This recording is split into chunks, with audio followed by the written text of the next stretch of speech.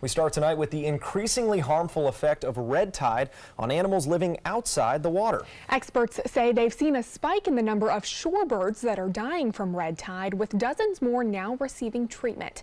ABC 7's Jess Dowdrick is live at Save Our Seabirds in Sarasota with a look at how these birds are doing. Jess? As you may remember, I told you guys about 40 shorebirds that were brought here to Save Our Seabirds last Monday alone.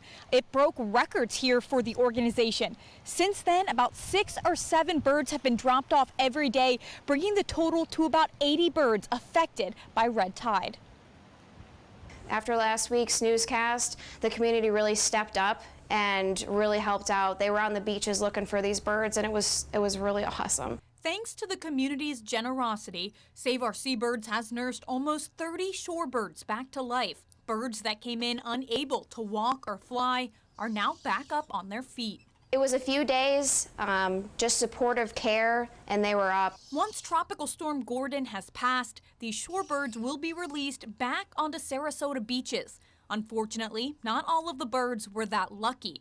31 of the 79 total brought to Save Our Seabirds have died. And that's a mixture of different types of species. A few miles north in Manatee County, Wildlife Incorporated Education and Rehabilitation Center has had a much different experience with birds and red tide. About 20 birds have been rescued from red tide in recent weeks. We could still really get a more serious impact, even though I think right now the feeling is that the red tide is going away, and I hope that to be true, but I think we still are prepared for maybe a lot more birds coming in, because it takes sometimes a while for them to really get the effects of the red tide. About 3 weeks ago, the birds started coming in.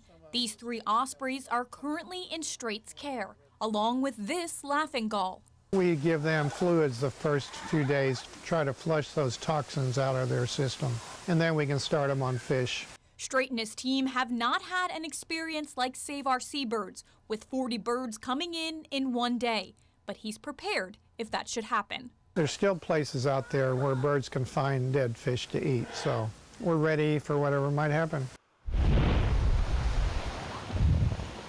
Red tide is a powerful toxin that when it's digested by these birds, it can kill them. It makes them dehydrated, unable to stand or walk. And still a lot of research needs to be done on exactly what kinds of effects it has on these birds.